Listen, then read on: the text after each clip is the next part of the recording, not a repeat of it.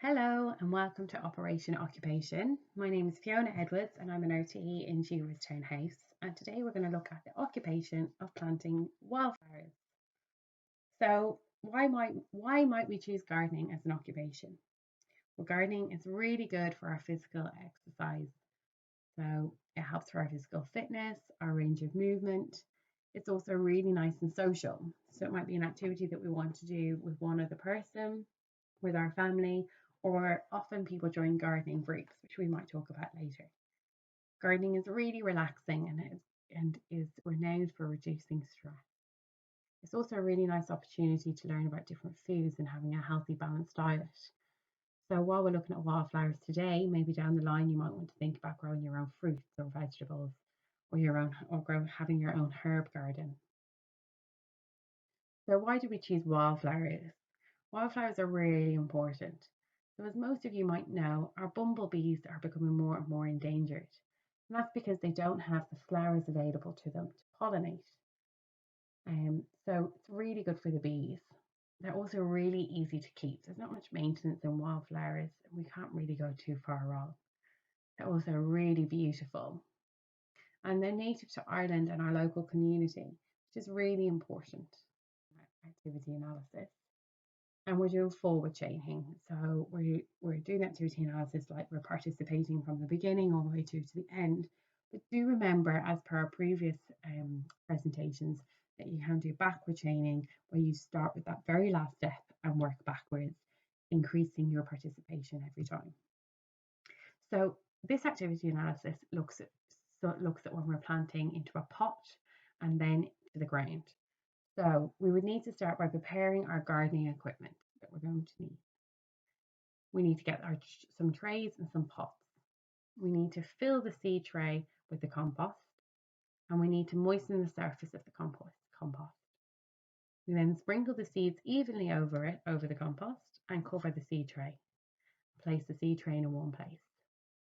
We're going to go back then, maybe in a couple of weeks' time, and we're going to uncover the seedlings once they've germinated. So this is when they're showing signs that they're growing. We're then going to transplant the seedlings, and once we've transplanted them into our compost, we're going to have to put them in the shade. Then we're going to plant out into the ground, and we're going to enjoy the lovely flowers.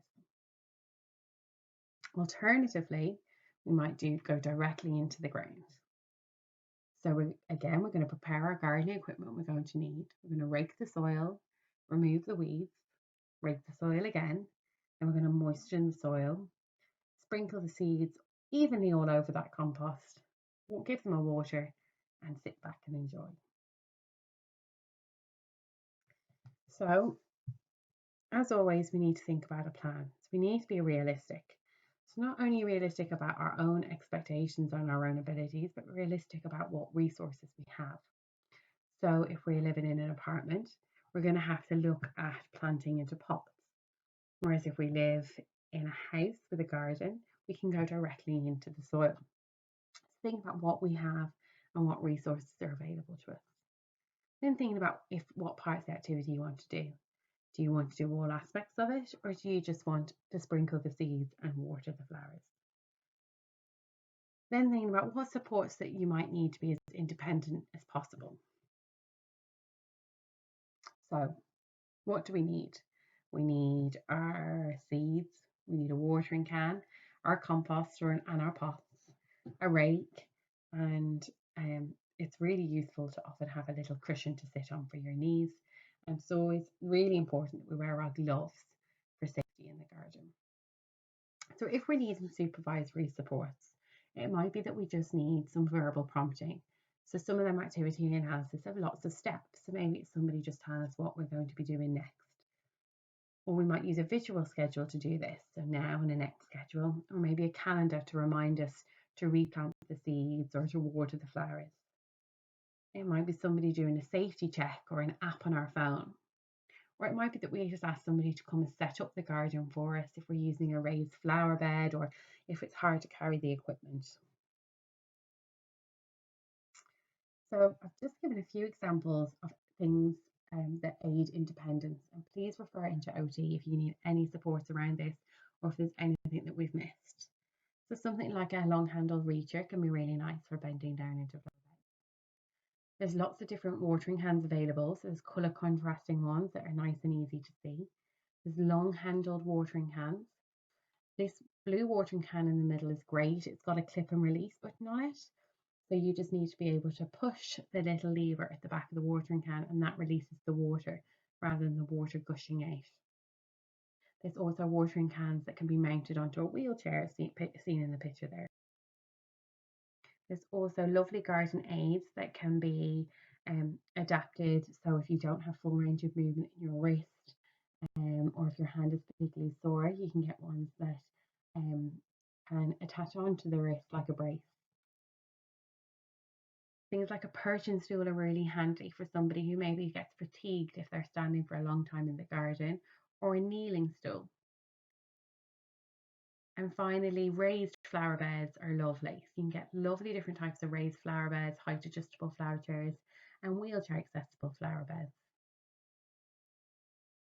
So if we need more direct supports, we need to identify the steps and the activities we wish to complete, like we did earlier, and as you can see in the highlighted activity analysis below. And thinking about gradually increasing the steps you complete independently. So it's always really important to challenge ourselves and push on to the next stage. If we're doing wildflowers this week, maybe next week, if you decide to do a herb garden, you might be able to do more of the different steps. And then looking at what aids you might need to assist. So was it just them verbal prompts or the visual schedules, or was it some of them physical aids that we just had a little look at? Physical or hand over hand support can be really beneficial in the garden, and it also offers an opportunity for a sensory experience. Sensory experiences are fabulous in the garden. Lots of places have lovely sensory gardens. Airfield near us is a beautiful sensory space available. So thinking about what that might look like. So did the different smells. The wildflowers have lots of different smells there, but we might also get creative with our own herbs, our own fruits, our lemon trees, or our strawberry plants, tomato plants. And the different colours. The wildflowers are really colourful, so you often have poppies in there and bluebells, so lots of different contrasting colours. Also thinking about the different touch. So wildflowers have lots of opportunities for different textures. Then thinking about what else you might plant if you're looking at making a sensory garden. Or maybe it's having a little water feature that you can pop your hand in or your feet in, or wet compost. So often when we're patting our seeds down, it can be a really nice sensory experience. Also thinking about the sounds in the garden. It can be really nice if we just sit quite quietly to hear the nature, so the birds and the bumblebees. Or sometimes if we hang a wind chime, it can be really lovely. We get lots of nice wind in Ireland. In Cheeverstown on campus, down in the beaches, there's a lovely sensory garden. There's lovely lavender plants and lots of flowers that engage the bumblebees. So if you need any ideas, I recommend you popping down and taking a look.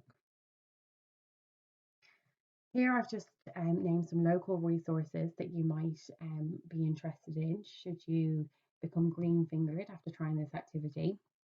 So there's the Rathfarnham Gardening Club in Ballyrowan, there's the Temple Oak Horticultural Society, and there's Walk in Crumlin Dublin 12. Now, this one seems really nice because they seem to have a coffee shop as well and a meeting room, so you get that extra piece of social activity. But definitely link in with any of them services if you decide that gardening is for you. And please, please do share your stories and your pictures either on the Facebook page or give us an email, because you might inspire somebody else and we'd love to see what you are up to. If you need any support around some of the equipment, doing an activity analysis, any of them aids and adaptations, please do not hesitate and contact us. We're here to support you best we can.